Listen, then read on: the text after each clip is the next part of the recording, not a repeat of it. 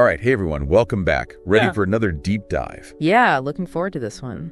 So today we're going to kind of wrestle with something I think we all deal with pretty much every day, and that is self-doubt. It's universal, isn't it? Totally. That nagging feeling that we're not good enough or we can't do it. Right. Or are we going to mess it up? Yeah, exactly. So, to help us unpack this, we've got some really interesting research and insights to dig into. There's great stuff.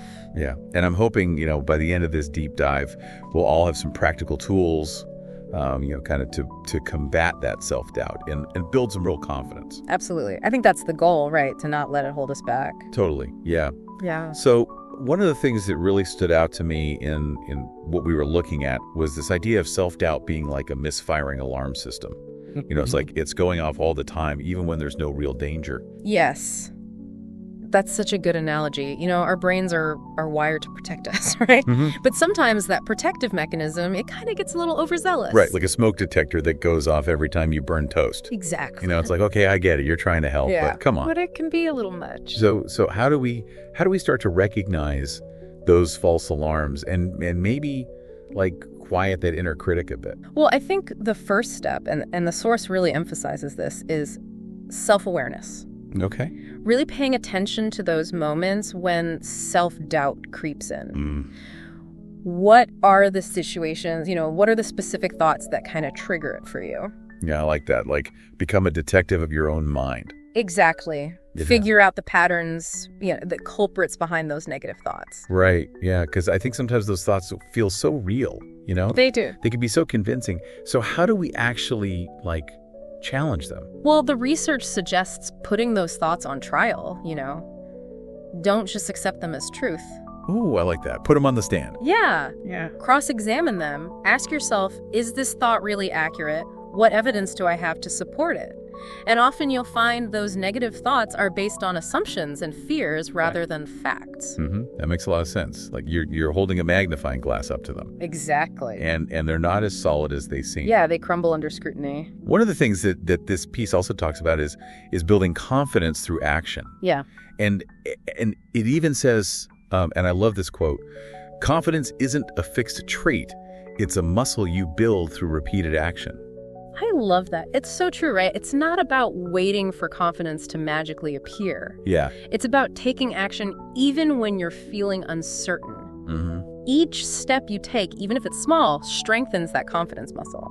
So to me, that sounds a little bit like fake it till you make it, which sometimes I struggle with that because it feels disingenuous.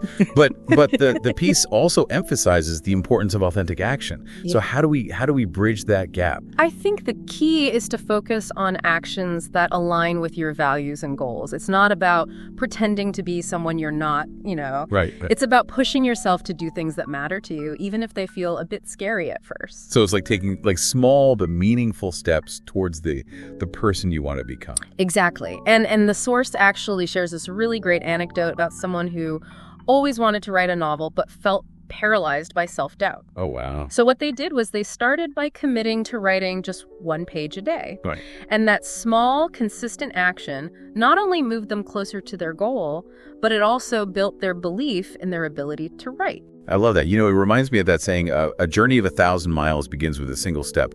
But what about when we inevitably make mistakes? Does that feed back into that self-doubt? That's a great question, and the source addresses this directly. It really highlights the importance of self-compassion, especially when we stumble, Yeah. We're all human. We're going to make mistakes. It's how we learn and grow. So it's about being kind to ourselves, even when we fall short of our own expectations, maybe. Absolutely. And the source even argues that perfectionism can be a major fuel for self-doubt. Oh, interesting. When we set impossibly high standards, we set ourselves up for disappointment.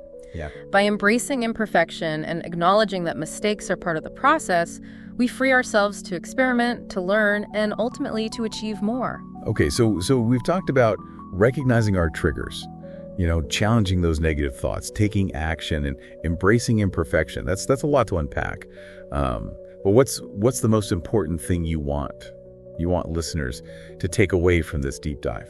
I think the most important takeaway is that self-doubt doesn't have to hold you back. It's something you can manage and overcome. Yeah. By developing self-awareness, practicing self-compassion, and taking consistent action, you can build the confidence you need to pursue your goals and live a more fulfilling life. Absolutely. That's such an empowering message. And, it all comes down to taking that first step. So for everyone listening, what's one small step you can take today to maybe quiet that inner critic and move towards your goals? It doesn't have to be huge, right? Just one small step. Yeah, just one small step. All right, everyone, that's it for this deep dive. Thanks for listening. Thanks for joining us. We'll catch you next time. See you then.